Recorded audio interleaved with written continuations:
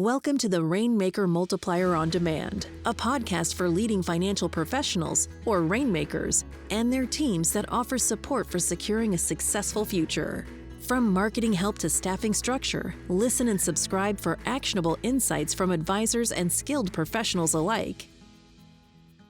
Hello and welcome to another episode of the Rainmaker Multiplier on Demand. This topic is a fun one, and we know it's a popular one given our recent coffee break at C2P, but we're going to be covering ChatGPT today and some of the tips and uses at a practice level for advisors. And joining us today is our resident expert on this, Erica Rivera, our paid advertising specialist at C2P. And Erica, I'll brag about you so you don't have to, but not just paid ads, but Erica's our social media guru as well, taking everything to the next level here at C2P, helping a lot of our advisors already on that front. So thank you for joining us today, Erica. Thank you for having me. Yeah, and I know we'll get into this, I think, during our discussion today, but you're already using ChatGPT a lot for yourself on a daily and weekly practice here at C2P and what you're doing for our advisors. And so I guess where we can start the conversation is, do you think ChatGPT or AI in general is the future of social media marketing and advertising? Yes, I do. To say the least, I do use it in my everyday workspace. I am very appreciative of it. I do think it is the future of social media and paid advertising because it is just such a helpful tool, but I don't think that it's the future in the way most people think it is, where it will replace that human aspect of creating social media content and creating paid ads. I use it as a tool that will help me create advertisements that start a snowball effect that are really successful and create a story that I could have not done on my own. Now, it's interesting that you point that out too, of it's another tool in the toolbox, not a replacement. I think a lot of people have that fear of it's completely going to replace the human element. And I think that it's just something else to be used in conjunction with it is to help us as marketers, for advisors when they're marketing their practice. And so I think that's the key there when looking at, like you said, is just not replacing it in general. Exactly. So what tips do you have for someone or advisor that's never used ChatGPT who wants to start using it? Where should they get started, or how can they get started? So speaking from personal experience, I found ChatGPT actually when we were looking for stories for my son for bedtime. So that's how we started using the AI feature and using it in our personal lives. But then I started thinking, oh, how could I use this for work? Because this is such a tool that just thinks of things that I could have never thought of before. So when I created my business account, and I recommend to every advisor that wants to start using ChatGPT, create an actual account instead of becoming a guest, because the AI will remember what you're talking about and the things that you're feeding it, so it can create a habit. For someone first starting with ChatGPT, I recommend starting a conversation with it. It may feel a little bit silly and out of the norm for not speaking to an actual human, but you can give it talking topics. So if you want to speak with a client about, let's say, preparing for retirement, you can tell the AI, tell me 5 tips and tricks for my client who is 65 years old to start taking out the required minimum distributions. And it will give you all of these things. And if you don't want just 5, you can say, give me 10 more, and it will give you 10 more. And then from there, you can pick and choose what you like. And if you like one, but you don't like how it's phrased, you can feed it back into the AI and you can say, hey, rephrase this differently, and it will do that just for you. So I definitely recommend creating the account when you first get started, because then you'll start creating those habits with the AI and it'll know what you like and what is preferred for your business. Yeah, that's for anyone listening or watching today. I don't know if you've played around with it yet, but that's how I've found it to be useful, of not just putting prompts in that's good for idea generation on that side, but like you said, having it learn, that's where it's going to be an even more powerful tool when you can use it in your own voice and not just coming. And when I first started using it, I don't know if you found this, Erica, that it felt like it was what I was trying to say or get at, but just with a whole bunch of extra adjectives thrown in there. Yes, it does create what we like to call in marketing a word salad. So you definitely want to tell it, please simplify this, or please make this more, in my case, social media friendly, or maybe client friendly, or just simpler. Yeah, and that's where maybe using it as the tool to then clean it up after, or like you said, feeding it additional prompts to get it more narrowed in on what you're looking to accomplish.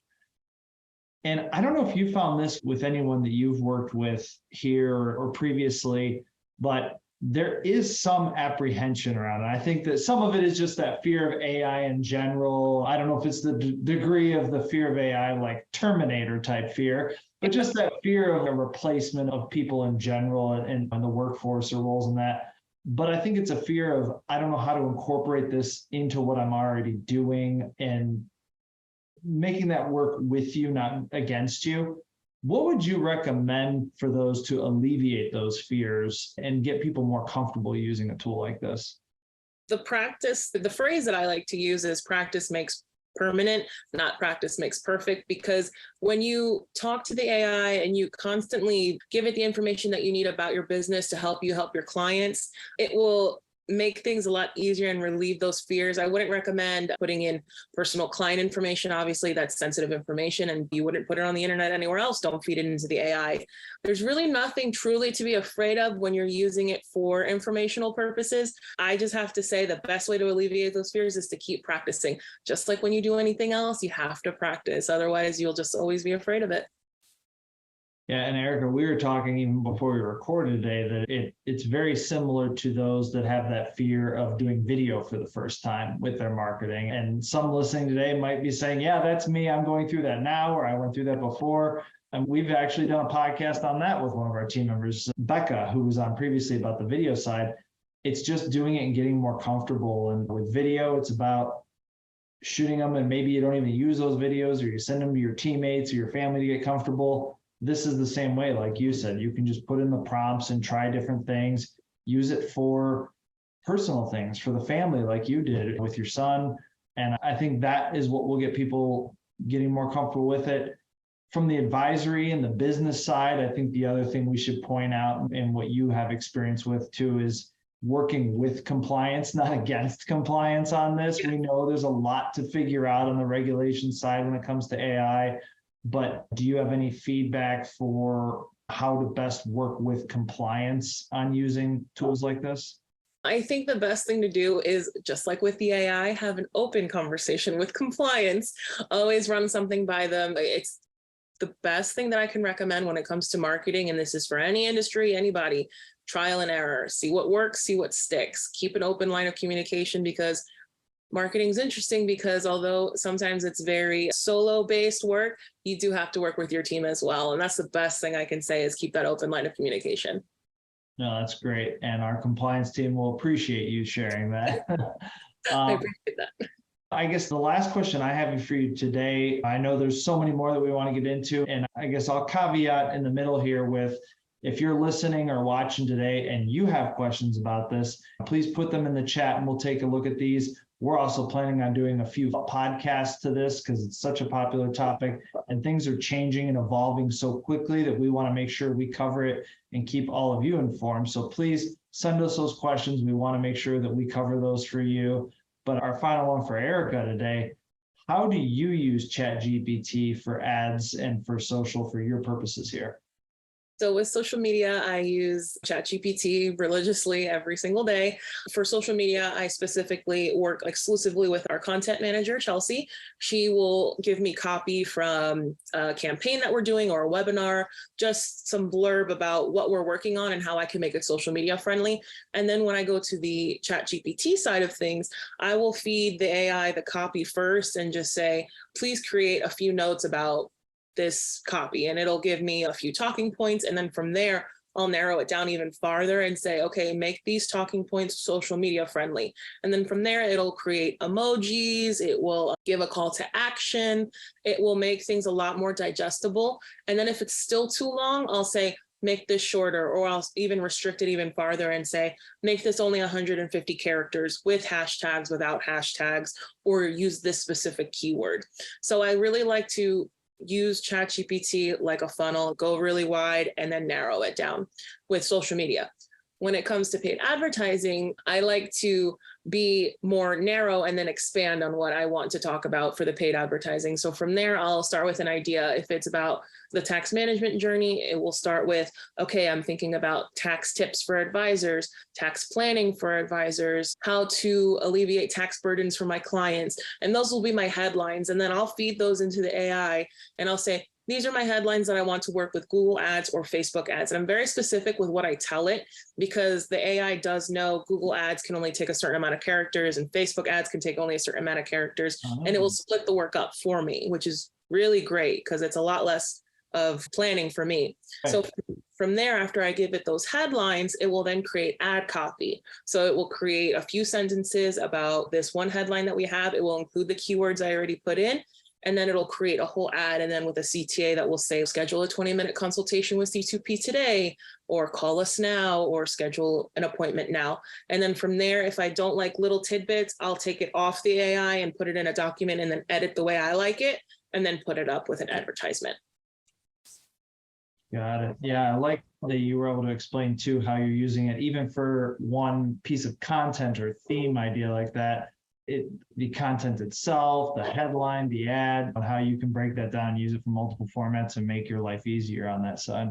Yes, definitely. And I do work smarter, not harder. Exactly. I do want to say that just because I do social media and paid advertising differently and the way I map it out works for me, it may not work for you. It may work for you. Like I said at the beginning of the podcast, it's a lot of trial and error, seeing what works, see what sticks, because not everybody responds to the same things the same way because these ads are going to all different areas. Yeah. No, thank you very much for sharing that, Erica. And as I mentioned a little bit ago, thank you all for listening today. And please tune in. We're going to continue to have these. We'll probably end up having a little series related to ChatGPT AI because of how quickly this evolves and things that are uncovering the compliance side. Next time, I know on the next one, Erica, that we're doing together, we're going to get even more into the tactical side of doing this at the practice level and some examples of doing this at an office and getting some of our advisors in here with us to talk through those specific examples. If you enjoyed this, please keep an eye and an ear out for those coming forward. But for today, thank you again, Erica, for joining us. And thank you all for tuning in. Thank you for having me. Thanks for tuning in. This podcast was brought to you by C2P, an organization whose purpose is to educate, train, grow, and support holistic financial advisors so families can achieve true prosperity. Never miss an episode by subscribing now to discover new resources and strategies. Visit C2PEnterprises.com to learn how we can help scale and secure your business. At the time of delivery and any subsequent publishing, information was deemed reliable but is subject to change by the time of viewing. The contents of this piece include the opinions and projections of C2P Enterprises, are subject to change, and are for informational purposes only. The information provided in this presentation is not intended to be individual investment, tax, or legal advice.